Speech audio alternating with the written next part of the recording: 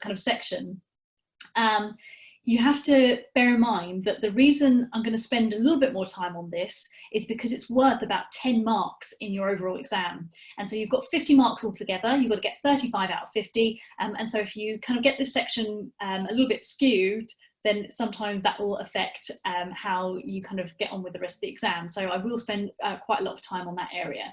And then what I've lovingly referred to as extra stuff at the end, because I thought it doesn't really come under any of the headings here, but actually I really just want to flag it as stuff that you need to know. So I've just got a couple of slides at the end just to run through just some key concepts and some things that you might have come across.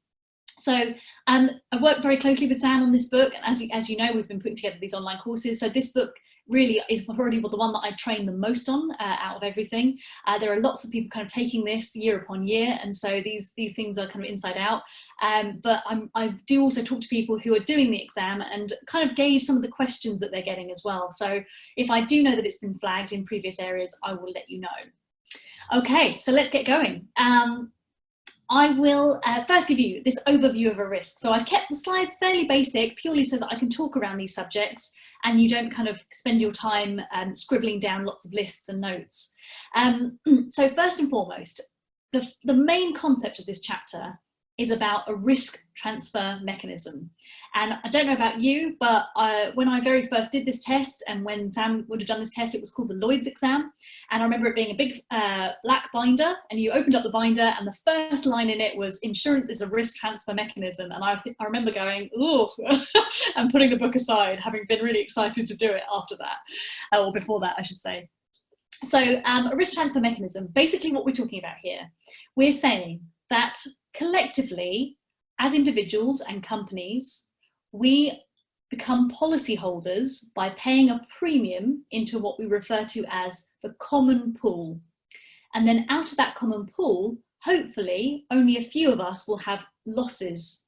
And so therefore the money is utilized to pay those losses to the kind of the few that do suffer them.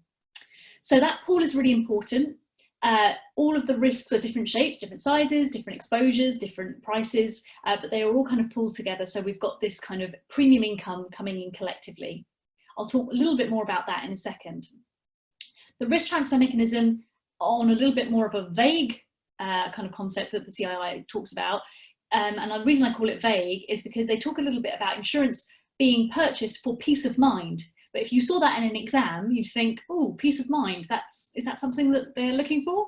And it is. So technically, as individuals, we purchase it not only for financial security in case something goes wrong, but essentially for that peace of mind in making sure that we've got backup if we need it.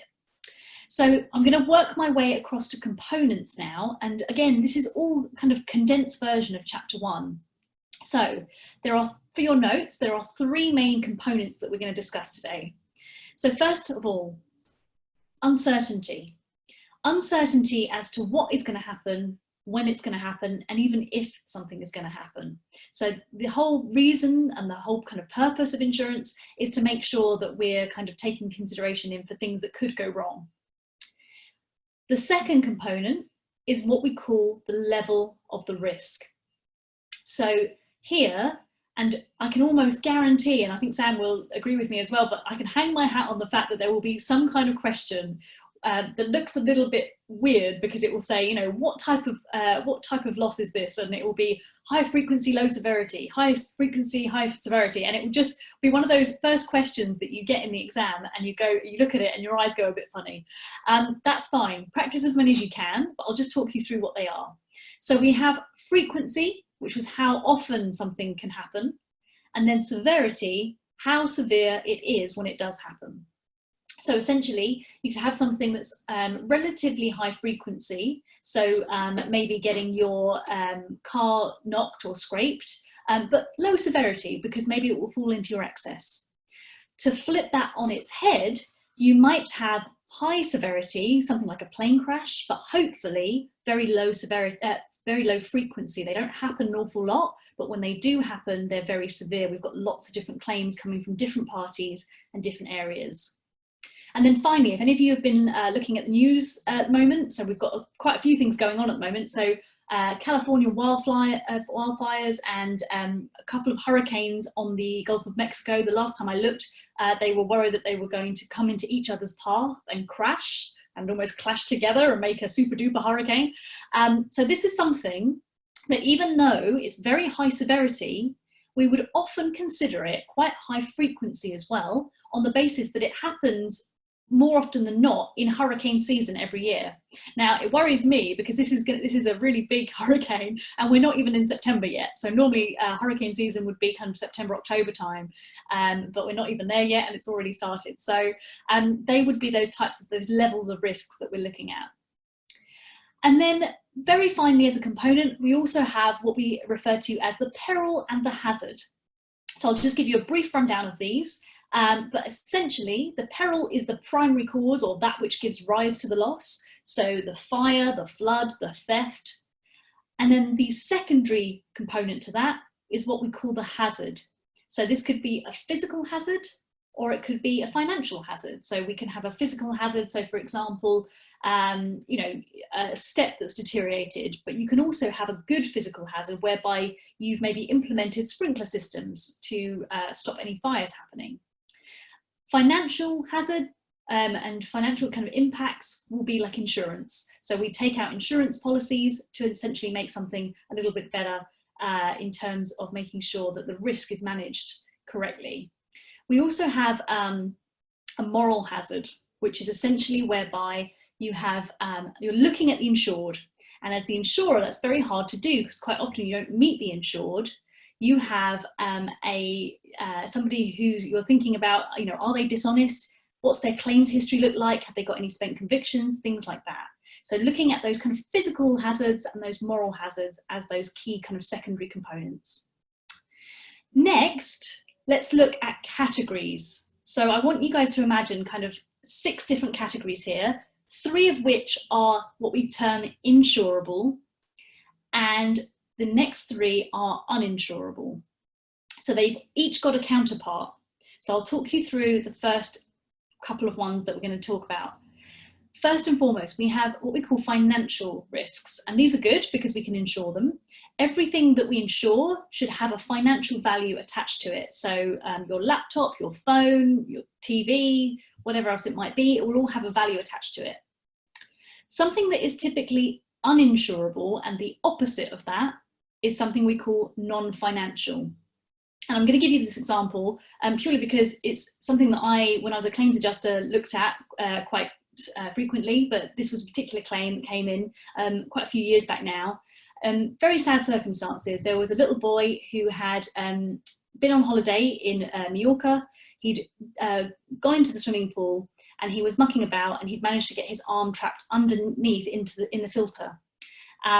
His parents were in the vicinity, but they didn't see it happen. And then there was another family that was sitting poolside whilst this all went on. Unfortunately, the little boy drowned, and we had this claim coming in to the hotel saying your pool wasn't safe. There was no way that that kid should have been able to get his arm stuck. So I was dealing with that case. And then we got another claim from the family who watched it all unfold for loss of enjoyment of their holiday. And do you see something like that? Loss of enjoyment on someone's holiday is non-financial. It doesn't have a price tag attached to it, doesn't have a value attached to it. And so, you're having to deal with aspects like that, but they're typically uninsurable. So they're things that cannot be essentially claimed against in that scenario. The next kind of pairing that we're going to look at from a category is, I'll mention those 2 so you can just jot them down and then we'll talk through them. So what we call a pure risk and a speculative risk. So a pure risk, the best way to describe it, from any risk that is insurable, you should not be able to profit. Goes against the principle of indemnity, which we're going to talk about a bit later on. But the most you're going to do is either break even because you get your claim paid, but the chances are you'll have a little bit of a loss because every claim that you are paid essentially is subject to an excess. Okay, so most of the time you do end up losing a little bit anyway, but you shouldn't be able to gain. The Uninsurable counterpart is that of speculative risks, and these are akin to gambling. So an example I tend to use is if I set up a business and then I took out business insurance in case it failed, it would give me no incentive whatsoever to actually make the business a success, because essentially I've got insurance against it failing. So speculative risks are a little bit where you can gain, or you have the potential to gain. Okay. Next up, and very finally, we have what we call particular and fundamental risks. So a particular risk is one that the book describes as being localized. So for example, if you're writing a particular development of houses, you might say, right, what's the worst case scenario? If house number 1 sets on fire, how likely is it going to spread to all of the other houses in this section? So is it a localized risk? It's quite easy to write, and therefore it's insurable because you're looking at the potential loss. The uninsurable counterpart of that is what we call fundamental. So fundamental insurance or a risk is something like earthquake, terrorism, war, all of these massive, huge scale, vast risks. Now, a bit of a caveat. There is some form of cover, for example, for terrorism in the market, but it's severely capped. And the reason why these are typically uninsurable risks is because underwriters simply don't know how to price them. If you contemplated an underwriter trying to price 9/11 before it happened, they would have no idea where to start, because so many things happened at different times during that day. So really, they are fundamental risks, and therefore they are not insurable for the purposes of our kind of understanding and our foundations in insurance. And then very finally, towards the back of kind of chapter 1, we have these functions of insurance, and they've been split down into primary and secondary functions. Now, the primary consists of 3, and if any of you have been on any of our courses before, you will know that we look out for lists of 3s and 4s because they're the easiest things to ask in a multiple choice scenario. So essentially, I'll tell you what the primary functions are, and I'll give you a few of the secondary ones as well, so you've got a bit of context.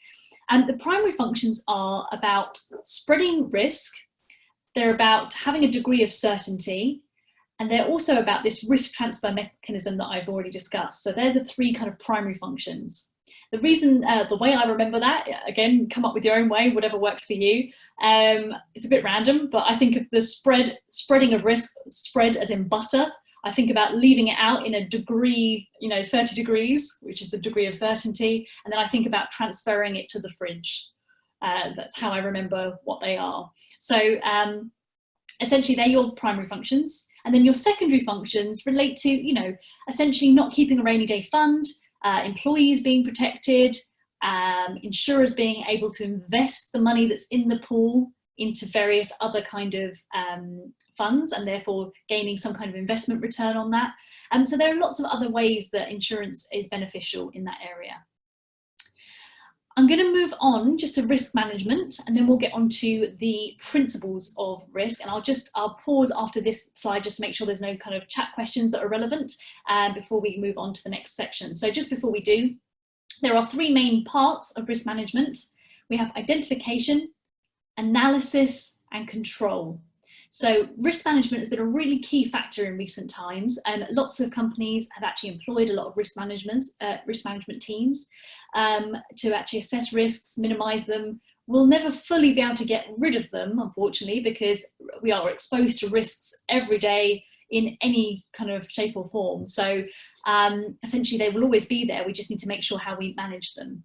So the first point of call, you could go into a building site with a hard hat, you could have a clipboard, and you could identify all the risks that are apparent. You then analyze those risks. So you grade them maybe from 1 to 5 and say, right, 5 being the worst, what are we going to do to combat this? And then you control those risks. And as I kind of mentioned or alluded to earlier, this can be kind of like the good hazard that we were talking about, the implementation of sprinkler systems, or it can be the purchasing of insurance. So I'm gonna move on. Hopefully do shout if there are any questions on the chat, but I think we're all good. So that's all fine. Okay, I've got the nod, so that's all good. So now we'll move on to insurance principles. And I appreciate we're going at quite a pace, but obviously 60 minutes to squeeze all of this in is quite a feat. So hopefully your hand isn't aching too much already. We've got a little while to go yet.